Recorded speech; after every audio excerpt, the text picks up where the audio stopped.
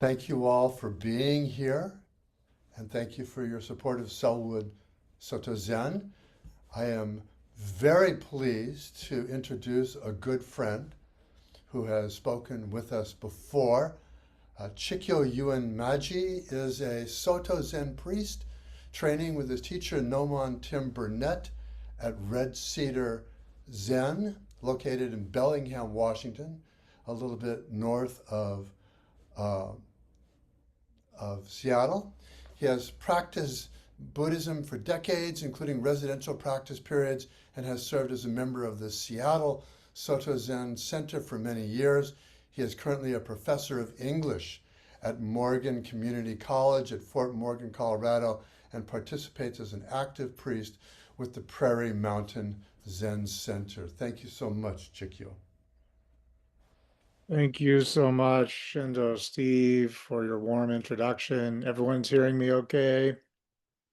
Nodding, thumbs up. Okay, well, thank you again to Cynthia and to Steve for inviting me very warmly. And I have to say, Selwood, you are a wonderfully warm community. Even just as you're arriving, I can just feel the palpable energy through the Zoom screen all the way over here in Colorado, which is great because it's a chilly autumn day here, crisp and cold, and the sunlight fading. And today I wanted to talk to you about Robe chant, which is a fundamental chant in our lineage. And so I wanted to go ahead and start by chanting that together. So I'm going to put my version of Robe chant here on the shared screen. And I made it bigger font size so everyone can see it. And we'll just read it as chant it as is on the screen here, with two versions in Japanese and one in English translation. Typically, we put our rakasus on our heads and honoring our practice and our practice of awakening in the Buddha way.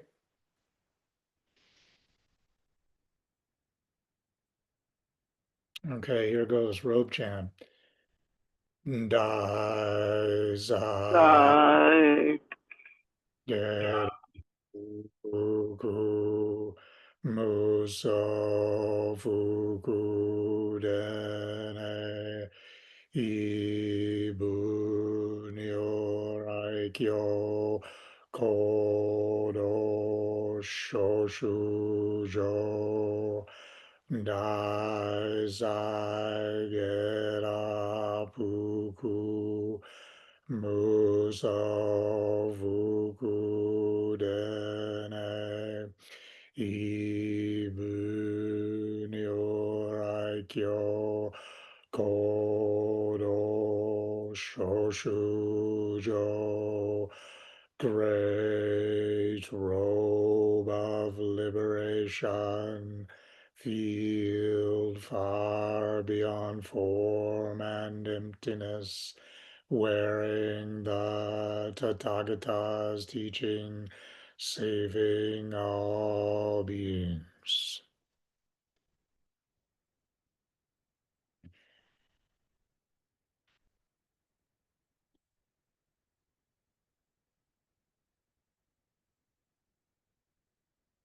Well, thank you everyone for chanting the wonderful robe chant together.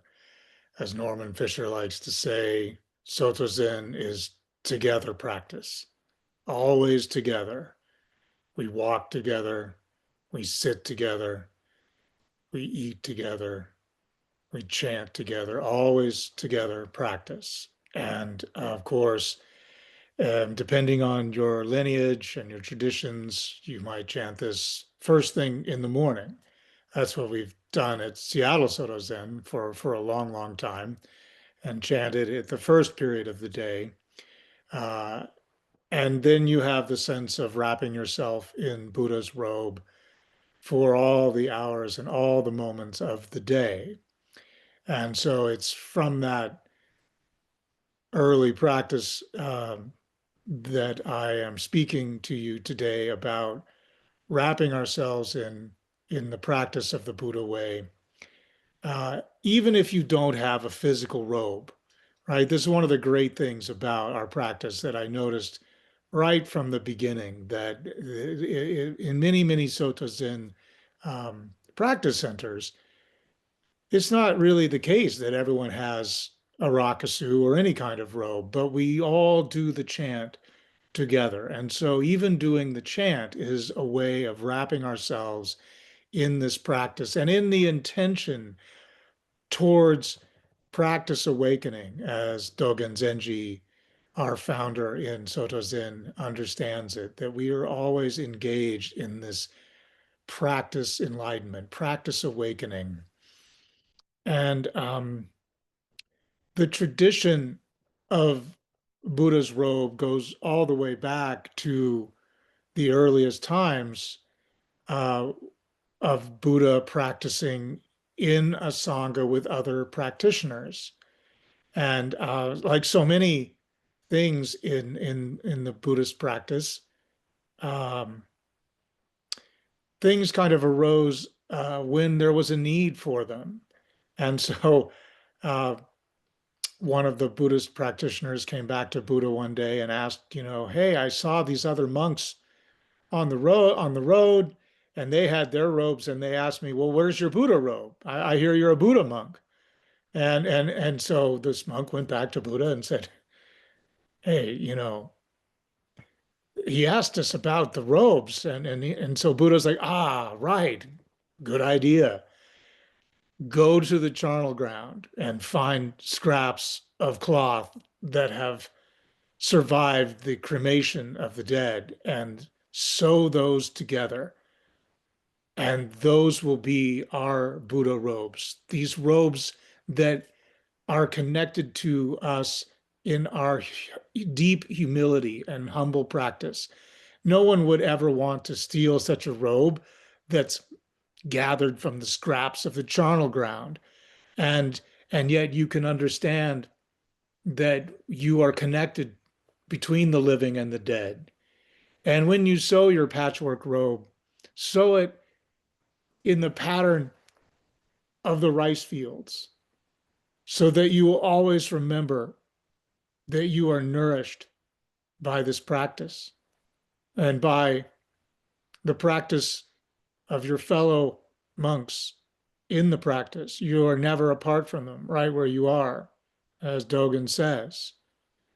Even when you're practicing alone on your cushion by your morning candlelight, not sure if you're in the company of anyone, you put on your robe, you do the chant, and you are there supported by all the practitioners of the Buddha way, always together, always practicing together.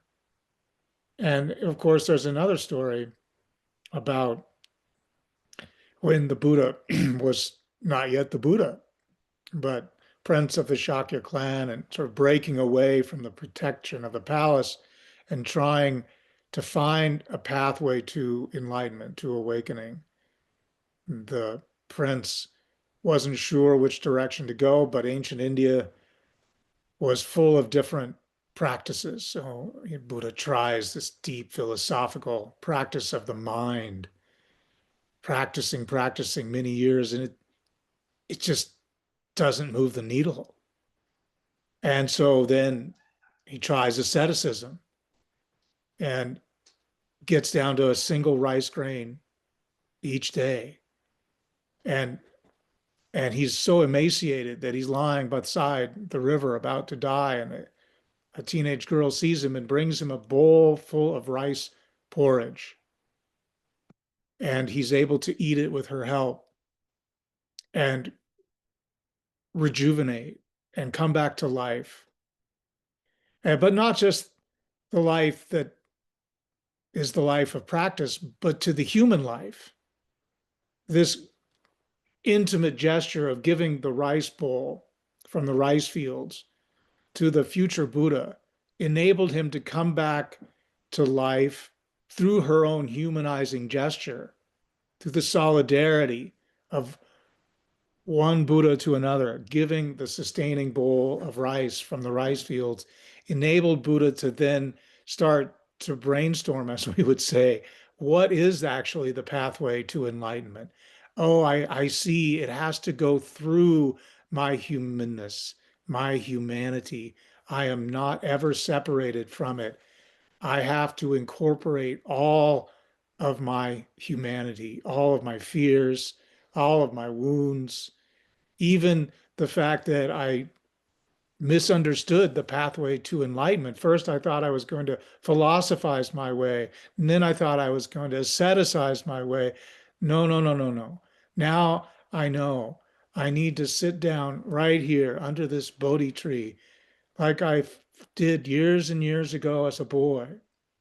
And in this field, I am nourished by my own humanity, right? Even the muddiness of the field and the muddiness of my mind and the muddiness of my heart, those parts of myself, my deep inner critic that says, you've got it all wrong, Prince Shakya, you're going the wrong way. No, no, no, no, no.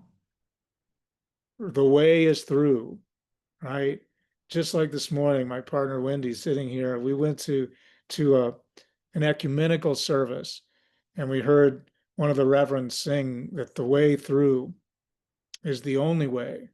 Right, Reverend Barry sang this to us, helping us to awaken today, even though he wasn't wearing a Buddha robe. And I have to confess to you, because I'm out here in Lakewood today, I'm improvising. These are my fake Buddha robes, right? And I'm wearing my Buddha robes over my fake Buddha robes. So you can understand that it's really not about what robe you have. It's the intention of your practice and the orientation of your heart that is containing that, that is manifesting that Buddha nature, even right now, just being here, sharing the community of practice together. So we understand that when we sew these robes, it is sewing stitch by stitch all of our heartache, all of the mud, right? No mud, no lotus. There's that other saying, right? No mud, no lotus. We can't bloom like a flower in the garden of enlightenment until we accept all that muddiness about ourselves, even the things that, you want to beat yourself up for, like I did, getting into my car and forgetting my robes an hour and a half drive from here. So I'm having to improvise. But it's really the practice of the heart, the intention to awaken. And when we do the robe chant, uh, we understand that there is this great robe of liberation, this field far beyond form and emptiness, as my version, the San Francisco Zen Center version of the chant, expresses. So we have this idea of form, right? This individual person, what we call relative self, and we have this far beyond emptiness, right? This absolute self, this oneness, right? And so our practice is to liberate ourselves embodying this robe that is far beyond form and emptiness. We often get confused by this term emptiness because in the West it sounds like nihilism. It sounds like something out of Jean-Paul Sartre, right? That's right, néant, right? Form and emptiness sounds scary. But if we take Thich Nhat Hanh, Thay's teaching, to see it more as like this sort of boundlessness, right? That the Buddha robe is encouraging us to come back into intimate, felt contact with the boundlessness, breath by breath, moment by moment. It is never apart from one, right where one is. We breathe in that sensation of life, that breath, that air from the universe, the boundlessness, and we breathe it out. We completely let it out. And really in that moment, wherever that moment is, we may try to lay our finger, where is the end of that out breath? oh, it dissolved into that boundlessness of which I am a part. And and that's where we arrive at that place where there is no fear. We are no longer attached to the small relative self that's gripped down on that muddiness, that confusion, that pain, that self criticism. We let that go like the unclenching of a fist that's been tightened down, like gripping onto that sense of self, that sense of, I'm so small, I'm not worthy, not good enough. And every breath of the Buddha way, whether we're actually wearing a robe or we're just wrapping ourselves in the practice, we are entering into that formless field far beyond form and emptiness. And we can allow that to be complete as it is and no more troubled by our gripping on to that limited self. Another teaching that Tai uses has to do with the piece of paper, right? I'm taking this out of his lovely Pieces Every Step, Pieces Every Step with a wonderful little dandelion on the front. I used to see this book on almost every personal bookshelf in Seattle when I used to live there for so long. But it always looked like, people had bought Ty's book. They were, you know, they were hip to the teachings, but maybe they weren't actually practicing the practice, right? That was always the funny thing about Ty's teaching. It sounds so simple. And similarly, the piece of paper, right? He teaches us this lesson. Do you see the sunshine in the piece of paper? He asks a series of rhetorical questions out of paper, like we might think about it as sort of the piece of a robe that's been discarded in the charnel grounds or in the dustbin, in the dark alley in New York somewhere. And that in that piece of paper is a shining ray of sunshine. And there's also the drop of rain. The drop of rain is also in there. For without the rain, the lotus could not grow, and we wouldn't have any mud in which the lotus could grow. And also in the piece of paper, there's there's the tree. You couldn't have the tree, or you couldn't have the piece of paper if you didn't have the tree, and you couldn't have the pulp mill. And all behind that is there's the logger. The logger is in the piece of paper too, that's being nourished by the rain and by the air and by the sun and by the mud and by the tree. And so Tai really gives us this teaching of the boundlessness of our practice in a single sheet of paper. I think maybe even at the back of Pieces Every Step, the publisher left a blank page just to remind us of that complete unity that we seem so separate from when we are clenched down on how small we may feel, how criticized.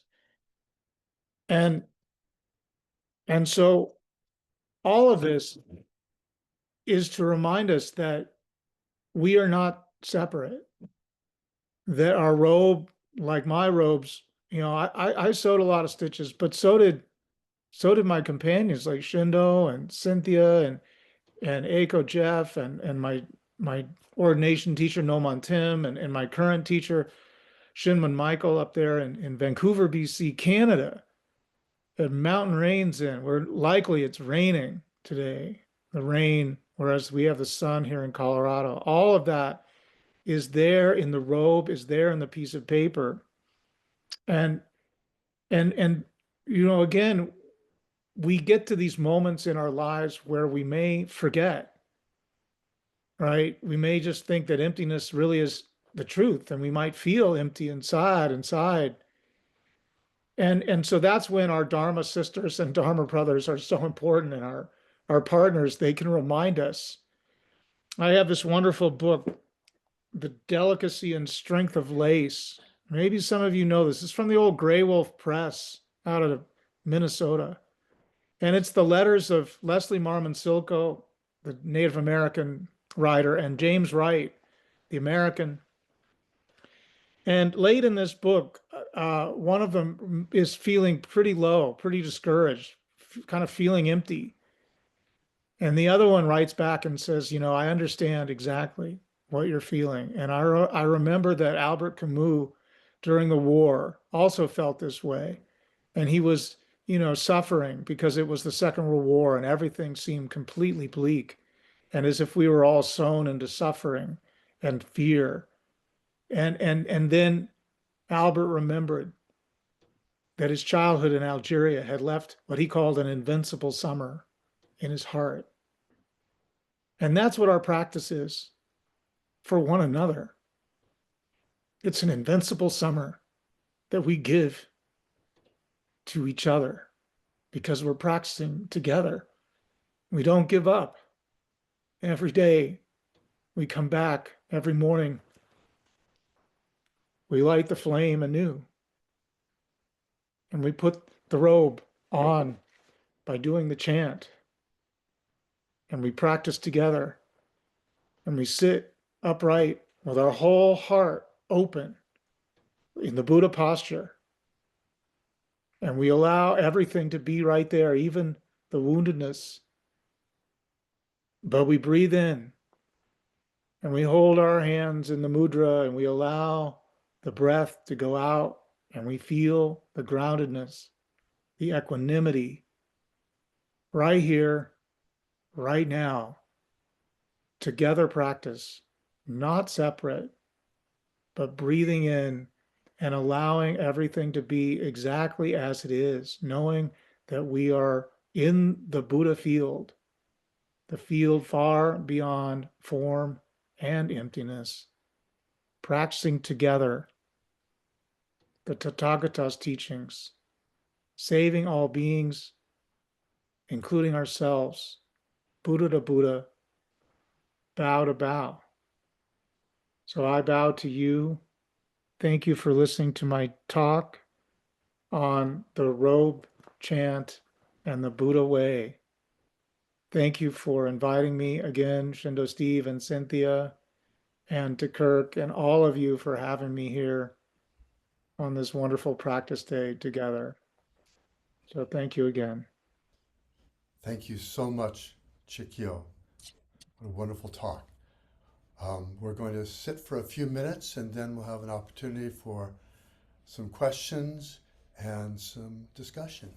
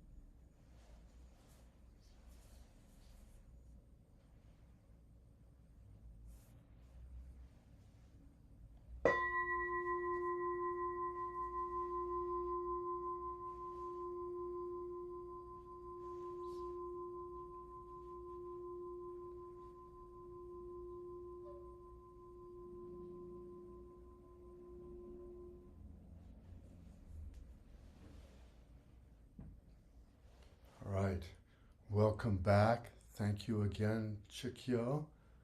Cynthia, would you like to start?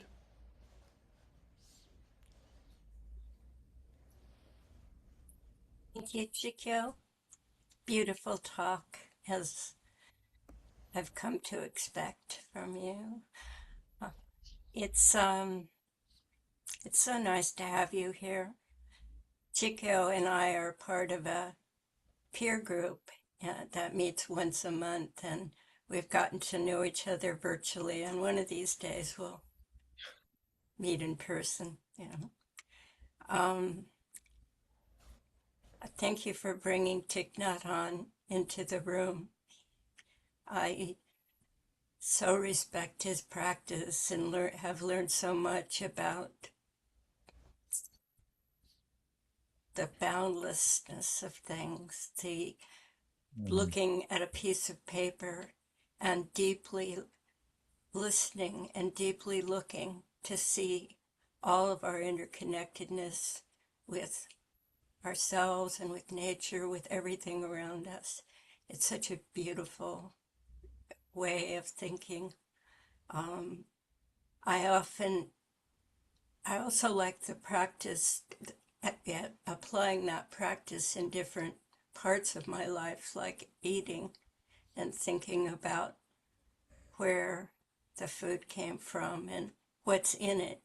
The sunshine, the rain, the farmers, the store, everything. It's all there, and it's what it does for me is it opens my heart to gratitude for all beings, um, uh, deepens my ability to have compassion.